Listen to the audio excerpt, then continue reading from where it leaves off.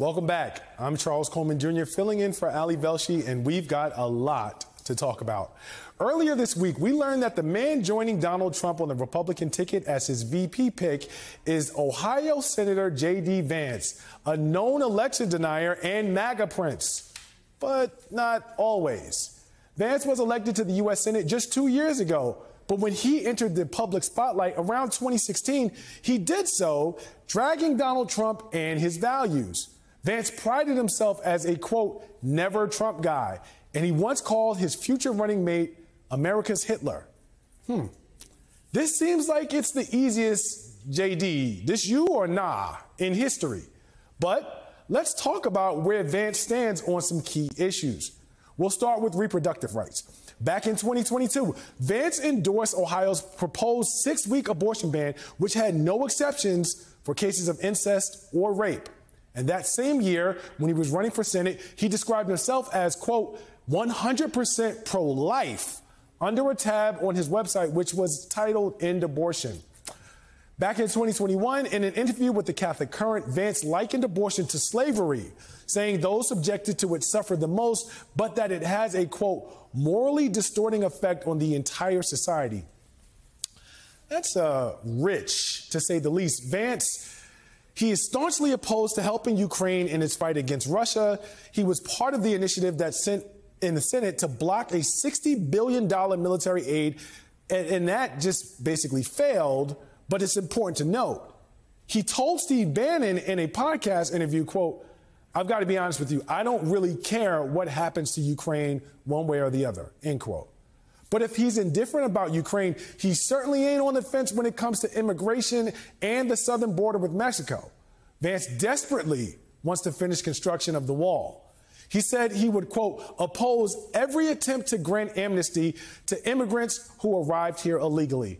And he favors a so-called merit-based system for immigrants that are hoping to live in the United States. He's also made an interesting pitch to anyone who will listen to him on the issue, recently tweeting that deporting 20 million immigrants would bring down housing costs. It's hard to see where this guy really isn't a flip-flopper. Okay, as recently as 2020, Vance said in a speech at Ohio University that, quote, we have a climate problem in our country. But then, fast forward to 2022, and he publicly doubted that climate change was caused by human activity.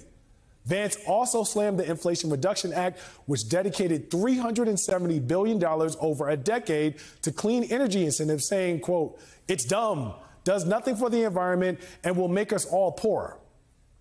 Now, let's talk about LGBTQ plus rights. Vance introduced a bill last year called the Protect Children's Innocence Act, which would have basically banned transition-related medical care, including puberty blockers, hormone therapy, and operations for minors. In 2022, Vance told an Ohio Christian organization that he would oppose the Respect for Marriage Act, which is a bill to ensure federal marriage protections for same-sex and interracial marriages. That bill was passed before Vance was sworn in. And while we're in the culture war section of our review, last month, Senator Vance helped to introduce a bill to eliminate diversity, equity, and inclusion programs entirely from the federal government. Now, that bill would rescind Biden's executive orders based around DEI, end DEI training, and outlaw mandatory employee DEI pledges. Quote, the DEI agenda is a destructive ideology that breeds hatred and racial division. These are his words. How is that for a defining quote? Not to mention, this is not at all how DEI works, like not even a little bit. And there's more where that came from. Famed poet Dr. Maya Angelou once said, when someone shows you who they are, believe them. But part of the problem with J.D. Vance is, given the different things he's shown us, it's hard to be sure.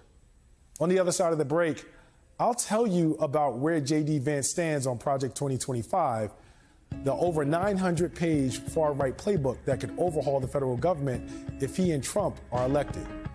Don't go anywhere.